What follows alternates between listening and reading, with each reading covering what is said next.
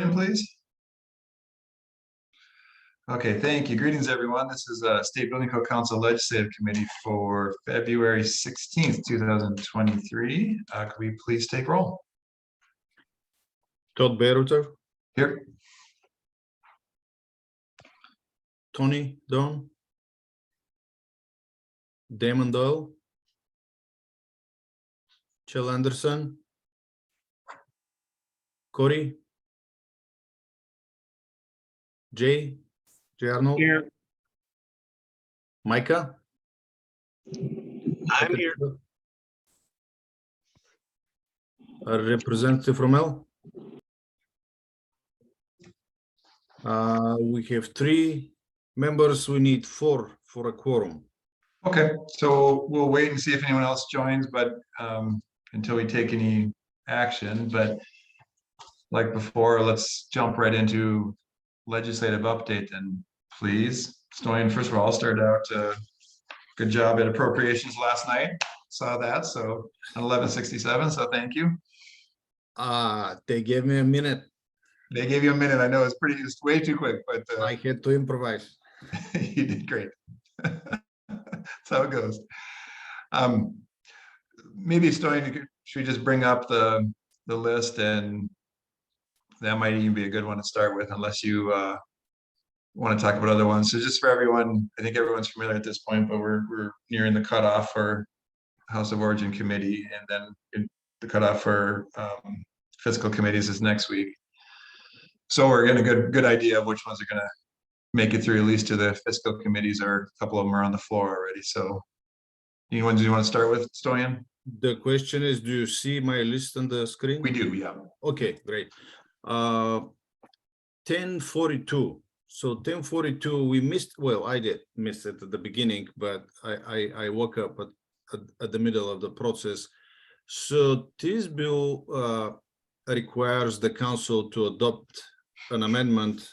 I think I talked about it a little bit the last time, and because it wasn't clear what is exactly the requirement, and we proposed amendments to the bill that we assumed that the intent was the existing house doesn't need to be retrofitted and to comply with the new current code, but a new ADU, if we're talking about ADU, needs to comply with our codes, including with the energy codes. And the example is a single family dwelling with attached garage. So the single family dwelling is already built, existing house. It won't be required to comply with the new codes, and the new garage will be converted to a new dwelling, and it will be required to comply with the new codes. There is a hearing, I believe, yes, tomorrow. So I can spend 1 minute for a testimony. And we sent the proposals. I mean, we sent the proposed amendments to the sponsors of the bill. And these are the proposed amendments? Yes.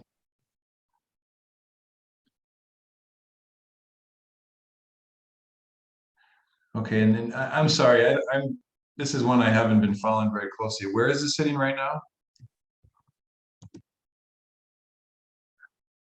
It's scheduled for public hearing in the Senate Committee on Housing tomorrow. Oh, okay. The first reading was on February 13th, right here. But if it's scheduled for public hearing, it's likely not going through then, right? Jay, we're gonna. It's already passed the House, and so it's already moving in the Senate. Oh, I'm sorry. Okay, that's what I was missing. Sorry. I thought it's in the Senate already. That is obvious now, but I needed that little reminder. Thank you. You got me confused too. Sorry, I needed to start with that. Jay has got us under control. Okay, yeah, I see that now in the Senate. Okay. Okay, any other comments? We can't obviously take action or make recommendations without quorum, but any other comments or discussion on this? I think that's consistent with what we talked about before.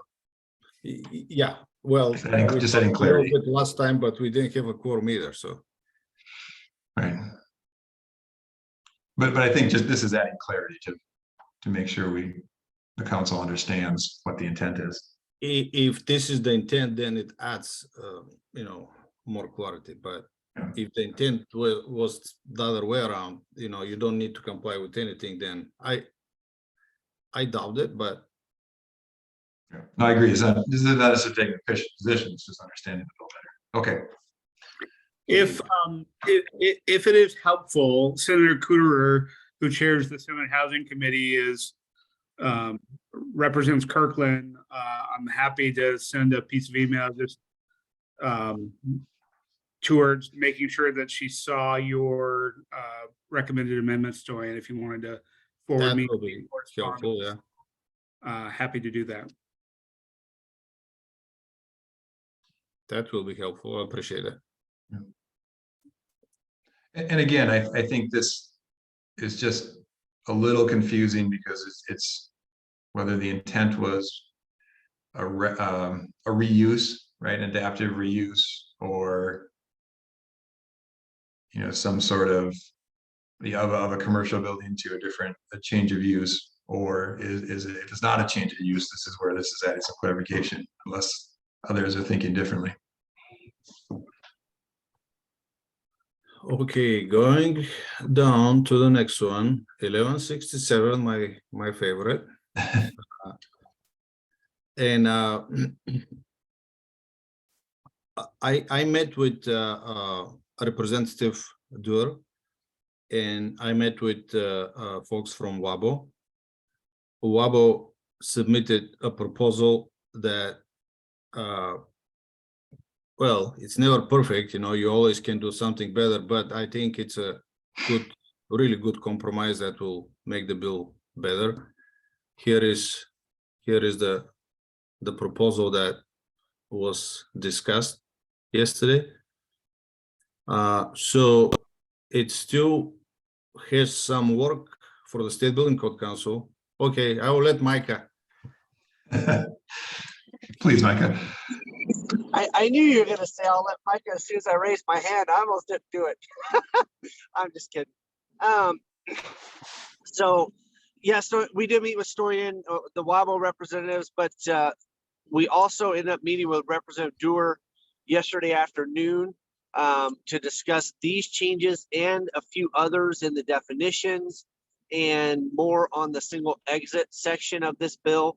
And Representative Dewar, we're going to be sending over a additional modifications that she indicated she will be accepting from us, and the edits. That way it's, you know, some of it's clarity, some of it is understanding of intent, but some of it is, you know, striking unnecessary language, and then really pointing the technical requirements back to the SBCC like we want them to do, and just kind of provide, you know, the policy direction, but let the SBCC develop how to get there for the most part. So, and I think there's going to be some additional changes to the single exit section. They are understanding the reason to remove the technical code language and have SBCC develop that or participate in that development. We also met with Senator Solomon that his bill is pretty much just the single exit section. And so he's understanding of that too. And I believe he's going to work alongside Representative Dewar to modify his bill or support Representative Dewar's bill and find that balance in there for us. So I think there's going to be more edits on 1167 by tomorrow. Before Monday, I believe, is their executive session or something. I don't remember what it was, but we have to have it done by Monday. And so that's the update on those two bills. But there will be additional modifications, including the items that Storian is showing on the screen for 1167. That's it. Yesterday at the meeting yesterday, I said that I support WABO's recommendations. However, I was clear that this is only personal opinion. I don't have any direction from the council. So Todd and Jay, I would appreciate any additional feedback on that. Yeah, I'll jump in. so I understand and actually appreciate the intent of what this is trying to do. I am still hung up that is dictating that the answer has to be the IRC. It very well may be with references to the IBC, but again, that the fact that it dictates it rather than letting the council and the work group determine what the best path is, whether it's IRC, IBC, light, whatever we want to call it, I'm challenged with that. The other part that I just think can be cleaned up is just using the term plan. I see this locally with development and design standards and guidelines. This use of plan, everyone interprets that as it's only an architectural plan and whereas I think of it more as it's this pathway or this model that addresses a certain percentage of things, life safety code, maybe some local development code, right? And so forth, that a pre-approved plan. I just think there needs to be a better word than plan is what I'm saying. If anyone has suggestions, I don't know if this is the place or the bill to take care of that, but people just think of a floor program, a layout. And it has nothing to do with where the dishwasher goes. I'm not discrediting them. I'm just saying like that's the confusion I see locally. Yeah. Go ahead, Jay. Thank you, Todd. Two comments. First, I support what you're saying in section 1. If we had a forum here to officially give some advice, I'd end up saying our goal would be to give some flexibility in section 1, but also for the changes that WABO is pushing otherwise, I think we should support. The fact that they're working with the legislators on specific amendments is super positive, and I think we need to back them up as much as possible. To your comment on pre-approved plans, I think this is something that's lost in translation because in cities, especially in public works and planning departments, pre-approved plans is the term that we do use for things that don't have to go through a unique review process. And I think that's something that's lost in translation between how you use it in your world and how it's being used within the city process. That's helpful, Jay. Can you just, for my benefit, just expand a little bit more that a pre-approved plan, what that might include? No, I'm talking about just in general how the term is used. So it may be something like, here's the configuration of what a sidewalk design would look like. That's a pre-approved plan. You follow that, you don't have to go through any special process. And similarly with other aspects of a development. I agree with you. This is bigger where we're actually saying, okay, here's some designs and other things. But I think in an imprecise manner, pre-approved plans is the category that the cities call these things. Yeah. Yeah, I think you're right. I think of it as a design, which then is represented through usually contract documents, right? Construction documents, and people call those plans. So maybe that's where it kind of comes from, but okay. Okay, anything else on this one?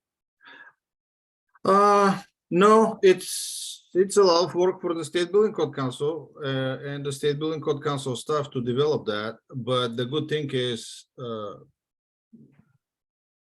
I hope the date will be changed as proposed, so we'll have more time to work on it. Yeah, I saw that they changed from the State Building Code Council developing a model, an example plan to an outside consultant. Do we have a role with that consultant? Well, which section you're reading? 1, 2, 3. Because the plans were in section 1 of the bill, and this is for the Department of Commerce to establish a program and help the local enforcing agencies to develop their own pre-approved plans on local level.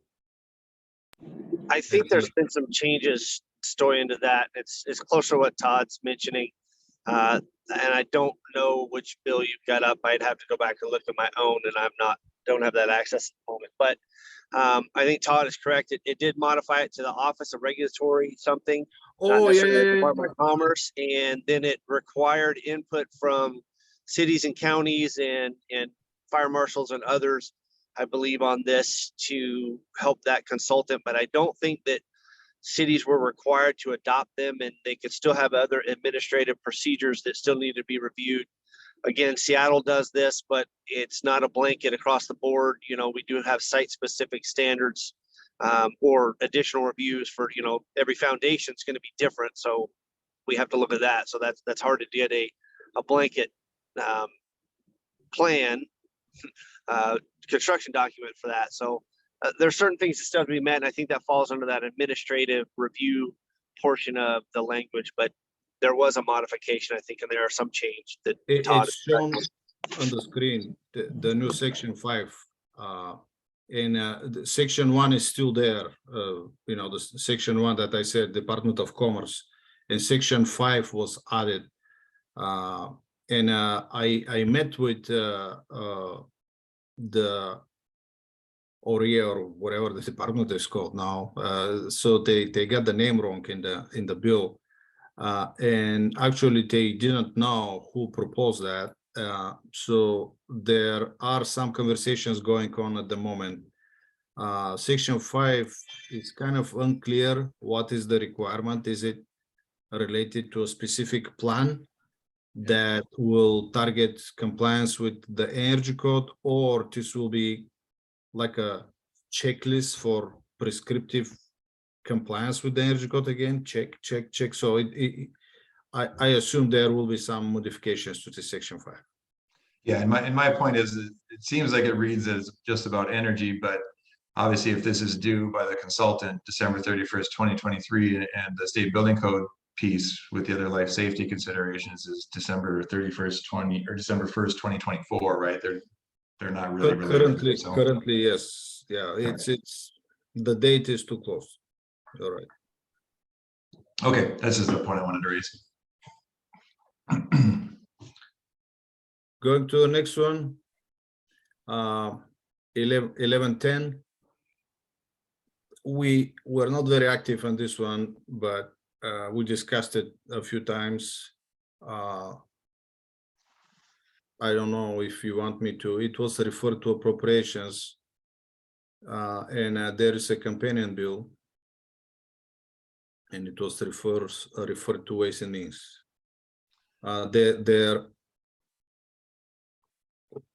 There are some modifications to the bill, but there are no changes since the last week we talked about it.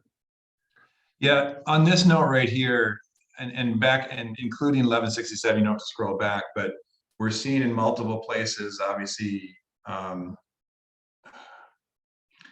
preempting local design review. And it seems like that will be debated in multiple bills, and there is a dedicated bill to administrative design review that's sitting on the House floor right now, which is substitute House Bill 1026, I believe. So this is kind of, we're monitoring, right? And it doesn't necessarily have a direct impact to the State Building Code Council, but we see it in multiple places. Yes.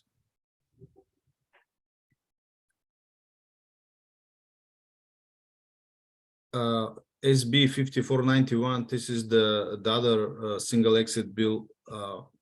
It has the same language as 1167, the last version of 1167.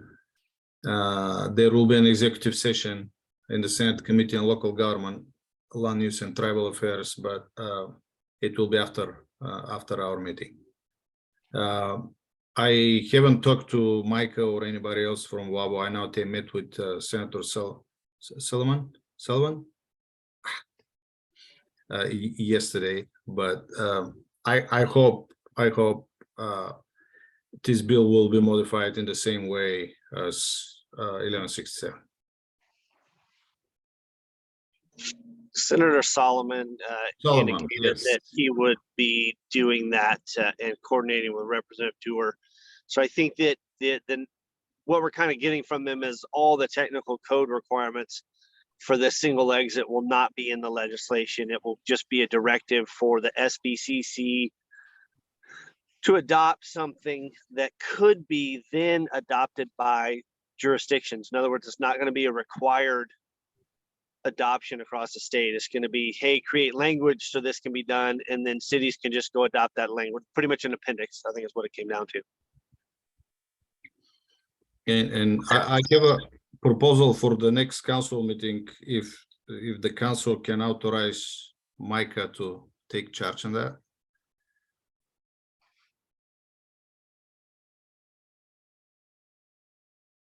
Uh, 1298. We have 1298 and we have SB 5258. Okay, it's a long, big bill, but the trouble for the State Building Code Council is Section 13. 1298 is not moving. However, there was an executive session in the Senate Committee on Law and Justice this morning. To the best of my understanding, Section 13 is no longer there. So the requirement for the council is no longer there. There was I was listening with one ear, but this is to the best of my knowledge and understanding.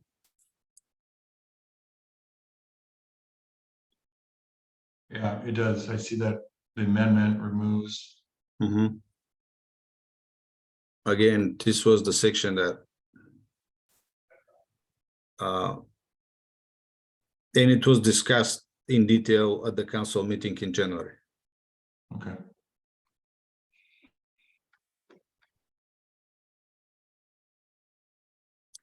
'55, '53. There was an executive action taken yesterday. Well, on 14th, I'm lying. It's a long week. And the bill requires the council to adopt standards for temporary emergency shelters. There was a different version of this bill last year, which I think was this year is better because it's short and it gives the council a little bit more room to research and develop whatever needs to be developed. However, I guess there are some potential issues or overlapping with other agencies. I had a discussion with the Department of Health, and they were pointing to their authority over transient lodging facilities. I'm not an attorney, but in my opinion, it has nothing to do with this type of emergency shelters. I know Micah spoke a lot about this bill, how it's too much work and it's difficult to develop. I agree. I haven't seen a modification to this bill, so I can't make any comment regarding potential amendments that are distributed around. Yeah, I agree. It's very straightforward, and I don't know necessarily that we should take a position on it because it just says shall. We shall do it.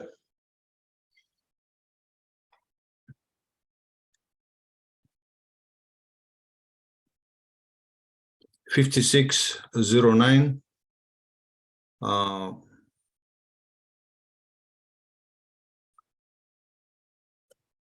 We didn't spend much time on it. It's not really the State Building Code Council. I don't know if we need to spend time here, but there was a section that requires counties, cities, and towns to send a report with findings to Commerce if they identify state enacted requirements that will impede their ability to approve the construction of, number of new homes. As a personal opinion, I consider this, if I'm in the city that I can't meet my plan or whatever we'll call it, and I can say, okay, the building code is too restrictive and the builders don't want to build houses here. It's much more complicated than that, but I just will use this example. So it's nothing for the State Building Code Council.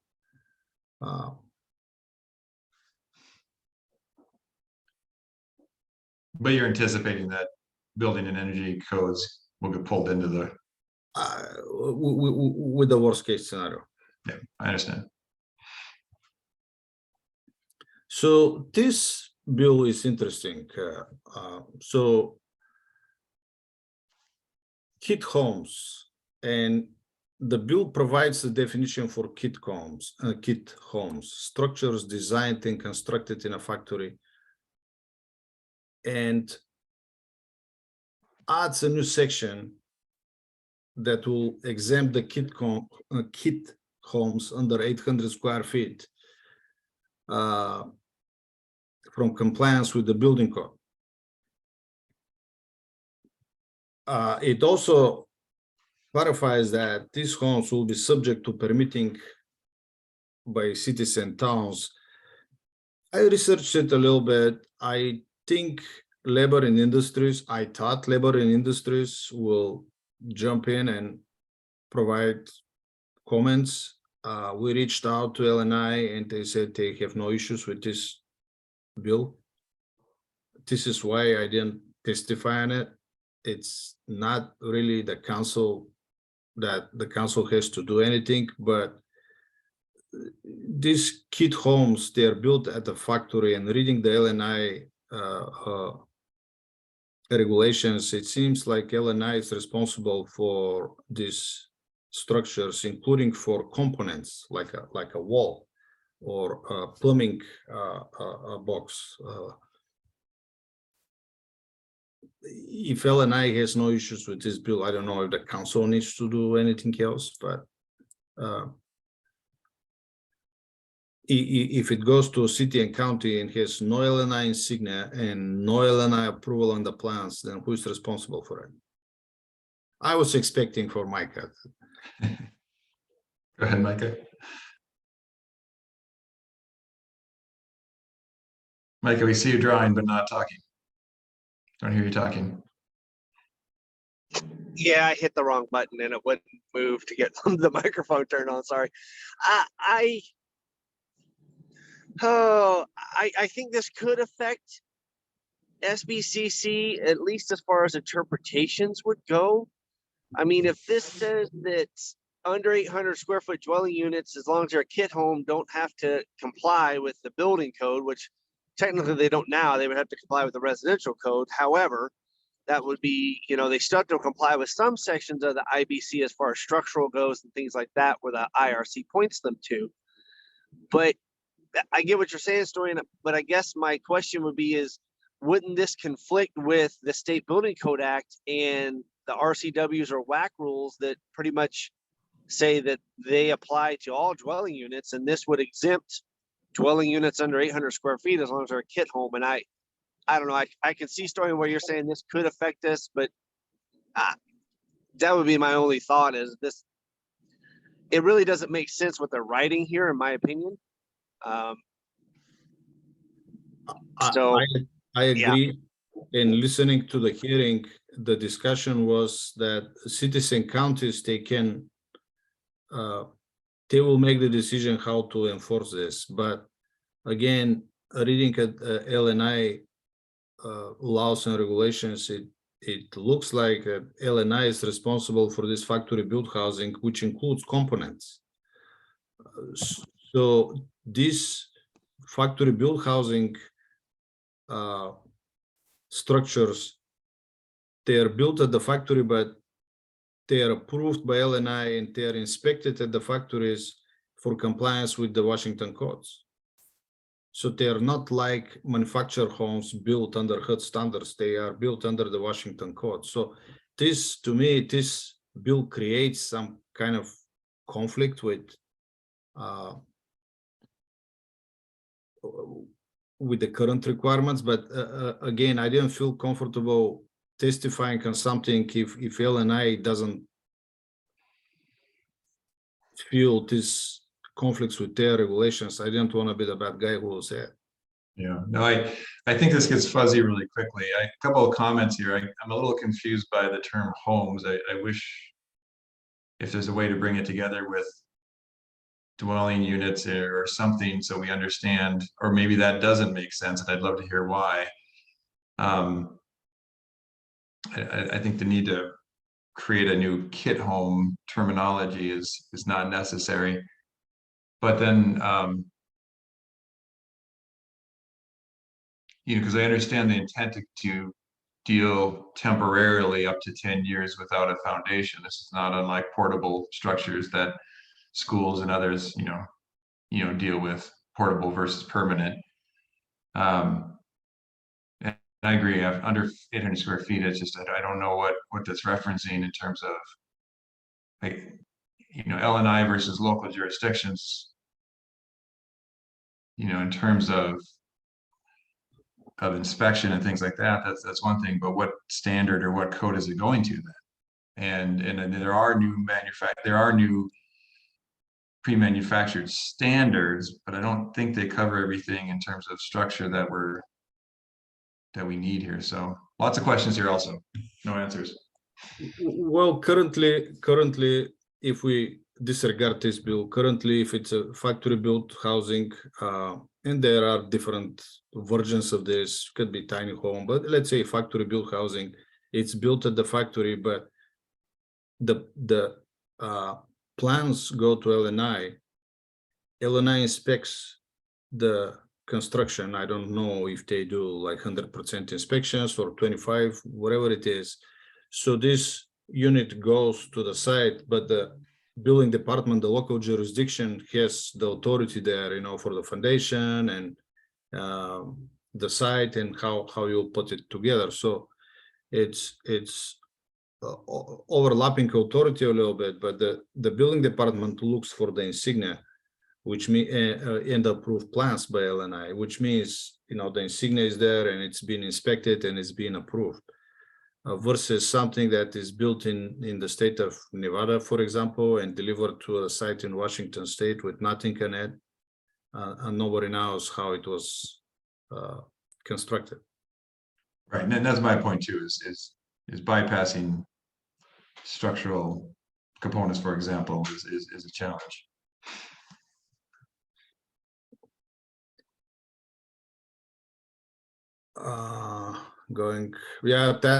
This was the last one. I made the list shorter because there were many bills that weren't moving.